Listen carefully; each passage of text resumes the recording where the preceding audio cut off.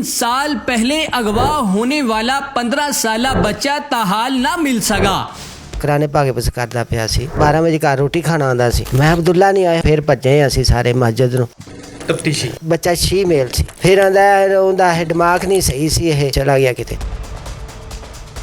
ਚਾਚਾ ਜੀ 3 ਸਾਲ ਪਹਿਲੇ ਤੁਹਾਡਾ ਬੇਟਾ ਘਰੋਂ ਗਿਆ ਹਾਂਜੀ ਹਿਫਜ਼ ਕਰਨ ਵਾਸਤੇ ਜੀ ਹਾਂ। ਔਰ ਅੱਜ ਤੱਕ ਨਹੀਂ ਵਾਪਸ ਨਹੀਂ ਆਇਆ। ਆਇਆ ਵਾਪਸ ਨਹੀਂ। ਮੈਨੂੰ ਇਹ ਦੱਸੋ ਬੇਟੇ ਦੀ ਉਮਰ ਕਿੰਨੀ ਸੀ? ਉਮਰ ਦੀ 15 ਸਾਲ ਸੀ। 15 ਸਾਲ। ਹਾਂ ਜਦੋਂ 15 ਸਾਲ ਸੀ ਜਦੋਂ ਘਰੋਂ ਗਿਆ। ਜਿਸ ਦਿਨ ਘਰੋਂ ਗਿਆ ਹੈ ਹਾਂਜੀ ਤੁਹਾਡੇ ਨਾਲ ਕੋਈ ਉਹਨੇ ਗੁਫ਼ਤਗੂ ਕੀਤੀ ਸੀ? ਹਾਂ ਗੁਫ਼ਤਗੂ ਮਾਂ ਕੋਲੋਂ ਨਾਸ਼ਤਾ ਕੀਤਾ ਸੋ ਮੈਂ ਵੀ ਮਜ਼ਦੂਰੀ ਕਰਨਾ, ਮੈਂ ਆਪਦਾ ਕੰਮ ਤੇ ਚਲਾ ਗਿਆ। ਤੇ ਜਦੋਂ 12 ਵਜੇ ਰੋਟੀ ਖਾਣ ਆਇਆ, 12 ਵਜੇ ਘਰ ਰੋਟੀ ਖਾਣਾ ਆਉਂਦਾ ਸੀ। ਤੇ ਇਹ ਪੁੱਛਿਆ ਅਬਦੁੱਲਾ ਨਹੀਂ ਆਇਆ, ਮੇਰਾ ਦਿਲ ਨਹੀਂ ਕੀਤਾ ਰੋਟੀ ਨੂੰ। ਮੈਂ ਅਬਦੁੱਲਾ ਨਹੀਂ ਆਇਆ, ਉਹ ਯਾਸੀਨਾ ਪੜ੍ਹਨ ਵੀ ਘਰ ਹੀ ਲੈ ਜਾਂਦਾ ਘਰਾਂ 'ਚ। ਉਹ ਜਦੋਂ ਵੀ ਟਾਈਮ ਲੰਘ ਗਿਆ ਮੈਂ ਰੋਟੀ ਵੀ ਨਹੀਂ ਖਾਈ, ਮੈਂ ਉਵੇਂ ਕੰਮ ਤੇ ਫਿਰ ਚਲਾ ਗਿਆ। ਜਦੋਂ ਉਹ ਟਾਈਮ ਲੰਘਿਆ ਮੈਂ ਫਿਰ ਭੱਜੇ ਅਸੀਂ ਸਾਰੇ ਮਸਜਿਦ ਨੂੰ। ਦਰਸ਼ਨ ਨੂੰ ਮੌਲਵੀ ਨੂੰ ਆਖਿਆ ਵੀ ਬੱਚਾ ਸਾਡਾ ਕਿੱਥੇ। ਤੇ ਅੱਗੋਂ ਹੋਰ ਆਦਮ ਇਕੱਠਾ ਹੋਇਆ, ਬੱਚਾ ਹੈ, ਬੱਚਾ ਮੈਂ ਤੁਹਾਡਾ ਘਰ ਨੂੰ ਘੱਲਤਾ, ਸਵੇਰੇ ਘੱਲ ਦਿੱਤਾ ਸੀ। ਮੈਂ ਕਿਹਾ ਬੱਚਾ ਘਰ ਨਹੀਂ ਆਇਆ। ਕਾਰੀਆਂ ਨੂੰ ਪੁੱਛਦਾਸ ਕਰਤੇ, ਫਿਰ ਥਾਣੇ ਗਿਆ, ਪਰਚਾ ਕਟਾਇਆ। ਪਰਚਾ ਕਟਾ ਕੇ 6-7 ਦਿਨਾਂ ਬਾਅਦ ਪੁਲਿਸ ਵਾਲੇ ਆਏ ਨੇ। ਅੱਛਾ। ਤੇ ਆ ਕੇ ਤੇ ਮੈਂ ਆਖਿਆ ਵੀ ਜਾ ਕੋਈ ਕੈਮਰਾ ਚੈੱਕ ਕਰੋ, ਜਾਂ ਮੇਰਾ ਪੁੱਤਰ ਦੱਸੋ ਕਿੱਥੇ ਜੇ। ਇਹਨਾਂ ਕੋਈ ਕੈਮਰਾ ਨਹੀਂ ਚੈੱਕ ਕੀਤਾ।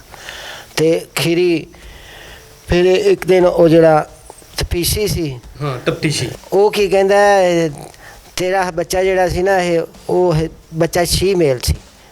ਮੈਂ ਕਿਹਾ ਵੀ ਬੱਚਾ ਸ਼ੀਮੇਲ ਸੀ, ਉਹ ਕਿਵੇਂ ਸ਼ੀਮੇਲ ਸੀ? ਮੈਂ 15 ਸਾਲ ਪਾਲਿਆ ਹੈ। ਫਿਰ ਆਂਦਾ ਉਹਦਾ ਦਿਮਾਗ ਨਹੀਂ ਸਹੀ ਸੀ, ਇਹ ਤੇ ਉਹ ਚਲਾ ਗਿਆ ਕਿਤੇ।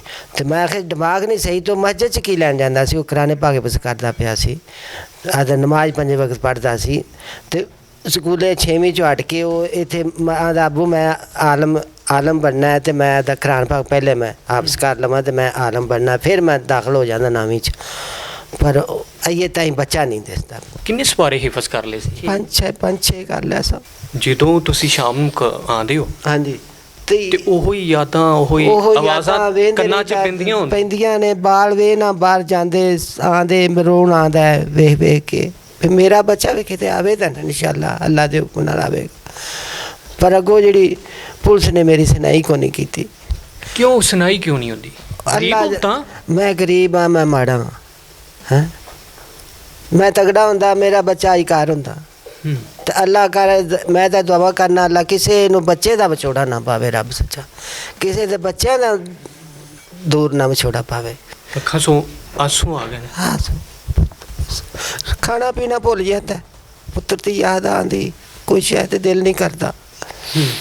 ਗੱਲ ਦੱਸੋ ਜਿੰਦੇ ਤੁਸੀਂ ਬੜਾ ਹੱਸੇ ਹੋਵੇ ਦੋਨੋਂ ਪਿਓ ਪੁੱਤਰ। ਹੱਸਦੇ ਤਾਂ ਰਹੀਦੇ, ਜਦੋਂ ਬੱਚੇ ਸਾਹਮਣੇ ਆਉਂਦੇ ਸੀ ਖੁਸ਼ ਖਾਸ਼ ਹੱਸਦੇ ਰਹੀਦਾ ਸੀ। ਜਦੋਂ ਗਿਆ ਉਦੋਂ ਤਾਂ ਹਾਸੇ ਖਤਮ, ਖਾਣੇ ਪੀਣੇ ਭੁੱਲ ਗਏ, ਹਰ ਸ਼ੈ ਭੁੱਲ ਗਈ। ਮਰੀਮ ਨਵਾਜ਼ ਸਾਹਿਬ ਉਹ ਕਹਿੰਦੀਆਂ ਨੇ ਕਿ ਜਦੀਦ ਦੌਰ ਹੈ ਤੇ ਮੈਂ ਤੇ ਇੰਜ ਕਰਦੀ ਹਾਂ। ਤੇ ਕਰਦੇ ਵੇ ਸਗੋਂ ਅਸੀਂ ਤਾਂ ਦੁਆਵਾਂ ਕਰਾਂਗੇ ਅੱਲਾ ਦੇ ਹੁਕਮ ਨਾਲ, ਉਹਨੂੰ ਦੁਆਵਾਂ ਦਿਆਂਗੇ ਸਾਡਾ ਬੱਚਾ ਸਾਨੂੰ ਮਿਲਾ ਦੇਵੇ। ਦੱਸੋ ਕਿੰਨੇ ਬੇਟੇ ਨੇ ਆਪਣੇ? ਮੇਰੇ ਬੇਟੇ 4 ਨੇ ਜੀ। 4 ਬੇਟੇ? ਹਾਂਜੀ। ਸਭ ਤੋਂ ਛੋਟਾ ਸੀ? ਇਹ ਸਾਰਿਆਂ ਤੋਂ ਛੋਟਾ ਬੇਟਾ ਸੀ ਅਬਦੁੱਲਾ ਛੋਟਾ ਬੇਟਾ ਸੀ। ਤੇ ਮਾਂ ਜਿਹੜੀ ਹੁੰਦੀ ਹੈ ਤੇ ਉਹਦਾ ਤਾਂ ਬੜਾ ਦਿਲ ਤੜਕ ਤੜਕ ਕਰ ਰਿਹਾ ਹੁੰਦਾ ਹੈ, ਜਿਗਰ ਦਾ ਟੁਕੜਾ ਹੁੰਦਾ ਹੈ। ਤੇ ਸੌਣ ਲੱਗੇ ਨੀਂਦਰ ਤਾਂ ਨਹੀਂ ਆਉਂਦੀ ਹੋਣੀ? ਹਰ ਟਾਈਮ ਯਾਦਾਂ ਆਉਂਦੀਆਂ ਨੇ ਕਿ ਮੇਰਾ ਪੁੱਤਰ ਪਤਾ ਨਹੀਂ ਕਿੱਥੇ ਹੋਏਗਾ। ਜੀ ਧਿਆਨ ਹੀ ਉੱਧਰ ਹੀ ਰਹਿੰਦਾ ਅਬਦੁੱਲਾ 'ਚ। ਮਤਲਬ ਧਿਆਨ ਜਦੋਂ ਸੁਣਨੀ ਨਾ ਤਾਂ ਅੱਖਾਂ ਲੱਗੇ ਉਵੇਂ ਨਜ਼ਰ ਆਉਣਾ ਅਬਦੁੱਲਾ। ਤਸਵੀਰ ਦੇਖ ਕੇ ਤੇ ਕੀ ਮਹਿਸੂਸ ਕਰਦੇ ਹੋ ਕਿ ਸਾਹਮਣੇ ਤਸਵੀਰ ਹੈ ਤੇ ਹੋਏਗਾ ਪਤਾ ਨਹੀਂ ਕਿੱਥੇ? ਮਾਂ ਤੋਂ ਨੀਂਦਰ ਨਹੀਂ ਆਉਂਦੀ ਰਹਿੰਦਾ ਇੰਝ ਹੀ ਬਸ। ਜਦੋਂ ਬਾਹਰ ਆਉਂਦਾ ਇੰਝ ਧਿਆਨ ਇੰਝ ਲੱਗਦਾ ਜੀ ਅਬਦੁੱਲਾ ਆ ਗਿਆ। ਜਦੋਂ ਦਰਵਾਜ਼ਾ ਖੜਕੇ ਨਾ ਤੇ ਇੰਝ ਜੀ ਅਬਦੁੱਲਾ ਆ ਗਿਆ। ਤੇ ਮਾਸ਼ਾਅੱਲਾ ਨਮਾਜ਼ ਨਹੀਂ ਛੱਡਦਾ ਸੀ। ਇੱਥੋਂ ਮਸਜਿਦ 'ਚ ਜਿੰਨੇ ਕੋਲ ਮਰਜ਼ੀ ਤੁਸੀਂ ਪੁੱਛ ਸਕਦੇ ਜੇ, ਗਲੀ ਮਹੱਲੇ ਸਾਰੇ ਤਾਰੀਫਾਂ ਕਰਦੇ ਮਾਸ਼ਾਅੱਲਾ ਐਡਾ ਅੱਛਾ ਬੱਚਾ ਸੀ। ਲੇਕਿਨ 3 ਸਾਲ ਗੁਜ਼ਰ ਗਏ, ਅਬਦੁੱਲਾ ਨਹੀਂ ਆਇਆ। ਮਾਂ ਜੀ ਮਾਂ ਨੂੰ ਪਤਾ ਚੱਲ ਜਾਂਦਾ ਕਿ ਮੇਰਾ ਪੁੱਤਰ ਕਿਸ ਹਾਲਤ ਦੇ ਵਿੱਚ ਹੈ, ਤੁਹਾਨੂੰ ਮਹਿਸੂਸ ਹੁੰਦਾ ਹੈ ਕਿ ਮੇਰਾ ਪੁੱਤਰ ਜ਼ਿੰਦਾ ਹੋਏਗਾ? ਹਾਂਜੀ ਬਸ ਇੰਝ ਹੀ ਹੈ ਕਿ ਅਬਦੁੱਲਾ ਆਵੇਗਾ ਇਨਸ਼ਾਅੱਲਾ। ਜ਼ਿੰਦਾ ਹੀ ਹੈ।